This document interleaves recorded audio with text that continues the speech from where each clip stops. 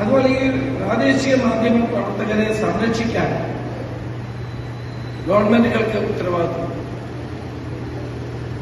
ക്ഷേമനിധിയുടെ കാര്യത്തിൽ എന്നോട് സംസാരിക്കുന്നു.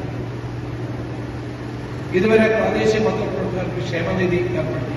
കാരണം അവരെങ്ങനെ ജീവിക്കും? മുഖ്യധാര പത്രങ്ങൾക്ക് പിടിച്ചു നിൽക്കാൻ കഴിയാത്തവരാണ് പ്രാദേശിക പത്രപ്രവർത്തകർ പിടിച്ചു നിൽക്കുന്നത്.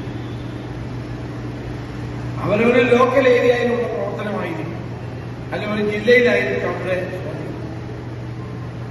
വലിയ വരുമാനമൊന്നും കിട്ടുന്നു. എന്നാ പത്രലേഖകരാണെന്നുള്ള ബഹുമാനം കിട്ടും. കേരളത്തിന് വെളിയിലാണെങ്കിൽ പത്രലേഖനത്തിന് പത്രസമ്മേളനം നടത്തുന്നതിന് പൈസ കായപോലെ പോകണം. തമിഴ്നാട്ടിൽ പത്രസമ്മേളനം നടത്തി കഴിഞ്ഞാൽ എനിക്ക് വേണ്ടി തമിഴ്നാട് താഴ്ന്നു.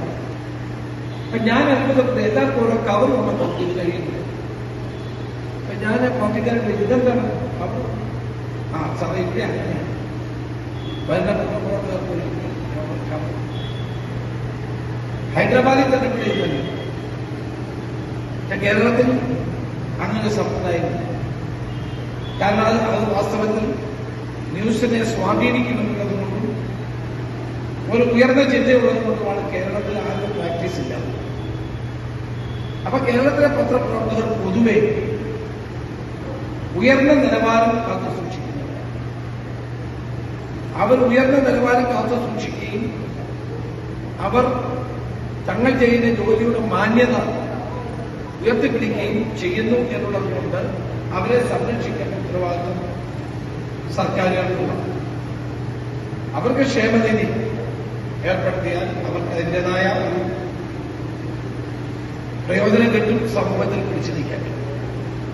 നിർഭയമായ പത്രപ്രവർത്തനം നടത്തുന്ന ആളുകൾക്ക് ഉണ്ടാകുന്ന ഇത്തരം പ്രതിസന്ധികൾ പരിഹരിക്കാൻ സർക്കാരുകൾ മുന്നോട്ട് വരേണ്ടത് ഏറ്റവും ആവശ്യം.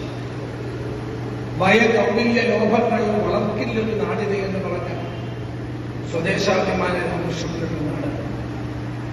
ഭരണകൂടങ്ങൾക്കെതിരെ നിശ്ചിതമായ വിമർശനം നടത്തിയതിന്റെ പേരിൽ നാട് കടന്നപ്പെട്ട സ്വദേശാഭിമാനിയുടെ നാട് സ്വാഭാവികമായും അതുപോലെയൊന്നില്ലെങ്കിലും അതിന്റെ ഒരു കാതലായ വശങ്ങൾ ഉൾക്കൊണ്ടുകൊണ്ട് പ്രവർത്തിക്കുന്ന പ്രാദേശിക ലേഖകന്മാരെ സംരക്ഷിക്കേണ്ടത്, അവരെ വേണ്ട സഹായങ്ങൾ ചെയ്യേണ്ടത് ഗവൺമെന്റിന്റെ ചുമതലയാണ് എന്ന് ഞാൻ വിശ്വസിക്കുന്നു.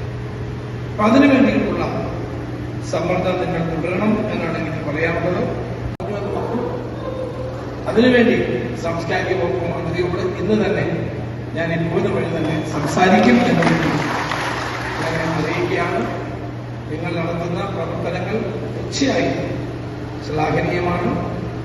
നിങ്ങളുടെ ആത്മാർത്ഥത, സത്യസന്ധമായ പ്രവർത്തനങ്ങൾ ജനങ്ങളിലേക്ക് വാർത്തകൾ എത്തിക്കാൻ, പ്രത്യേകിച്ച് പ്രാദേശിക അടിസ്ഥാന വാർത്തകൾ എത്തിക്കാൻ നിങ്ങൾക്ക് കഴിയും. ഇതൊരു വലിയ കാര്യമാണ്.